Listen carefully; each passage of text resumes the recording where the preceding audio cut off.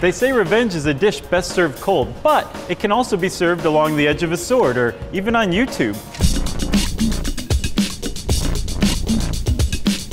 What do you do when you're a samurai and your master has been unfairly forced to commit seppuku? Well, you wait 2 years until the man you blame has let his guard down and then sneak into his house in the dead of night and cut his head off. That's what the legendary 47 Ronin did in Edo, Japan, now Tokyo, in 1701. Sneak attacks aren't very samurai-like, so when the 47 Ronin turned themselves in, they were forced to commit seppuku themselves. So there's revenge all over the place in this story.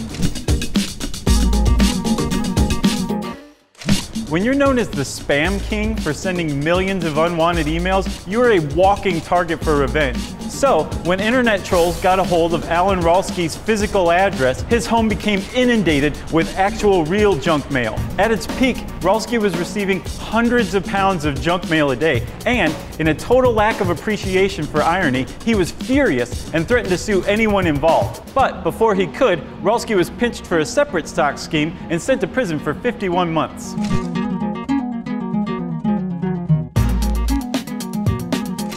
Thanks to his musical abilities, Dave Carroll managed to exact revenge against United Airlines after he witnessed some of their baggage handlers breaking his guitar. After he spent 9 months following the proper channels, United Airlines still rejected his claim, so Carroll recorded the song United Breaks Guitars and uploaded it to YouTube. Within a month, the video had 4 million views, and within 4 days of the video's launch, United Airlines stock dropped 10%, shaving $180 million off of the company's market cap. The mind blower here is that it would have cost them less than $2,000 to repair Carroll's guitar.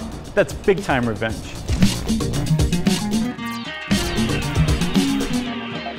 If you're like Anthony Stockelman, a child rapist and murderer who was convicted beyond a shadow of a doubt with DNA evidence, probably the worst place in the entire world for you to be is in the same prison as your young victim's cousin. But that's exactly where Stockelman ended up. So it was to no one's surprise when he turned up one day with a huge tattoo across his forehead that said Katy's Revenge in retribution for the murder of Katy Collman.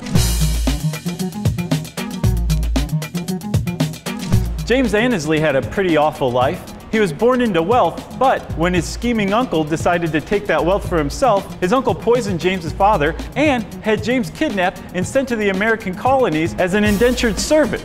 He lived there for 13 years in servitude. Finally, at age 25, James worked his way out of servitude, hopped a boat back to London by way of Jamaica, and set about reclaiming his birthright, all the while publicly slandering his uncle. Unfortunately, James died before he could reclaim his family fortune, but he'd done enough damage to his uncle's reputation that there is some sweet revenge exacted here. If this was up your alley, check out the article 10 Big Cases of Revenge on HowStuffWorks.com.